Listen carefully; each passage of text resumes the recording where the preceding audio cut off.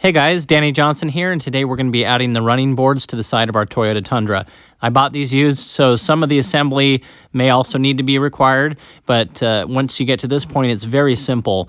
In the body, there's actually factory screws and bolts here that are ready to go. This one's missing one. It was like that on both sides, but off to the right you see the gray ones here. So all we're going to do is remove the ones that are here and bolt up these boards. So it's really nice that from the factory it already has the provisions to add these.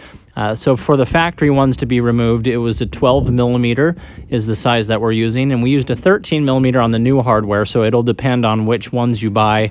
I don't know that the factory hardware would hold these steps or not. They are pretty small. There's not a lot of threads on them, so we went ahead and just removed them everywhere we would need to.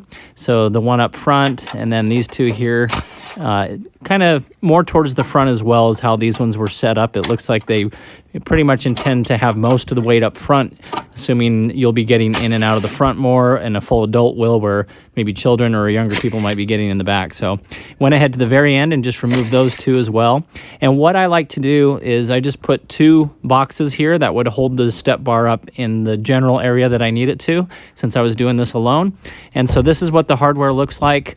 The hardware they gave us had a washer, a crush washer, and the bolt itself. So that's the orientation that we would put it on.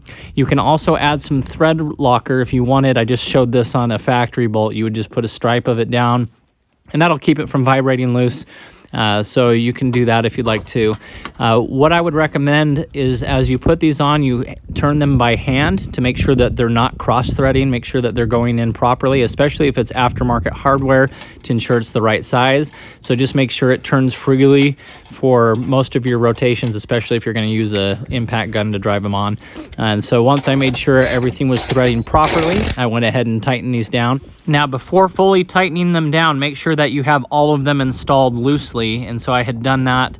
I then went through, after everything was tight, with a 13 millimeter socket by hand, and just made sure, and there were a few, as you tighten some, it makes the other ones loose, so you kind of just go back and forth and double check it until it's all on. So anyway, very simple to put these on. Second set of hands would definitely help, but hopefully you enjoyed the video. Please check the playlist that I have in the video description. I have all the videos that I've made on this truck and some others, and if you're new to the channel, feel free to subscribe. Thanks, guys.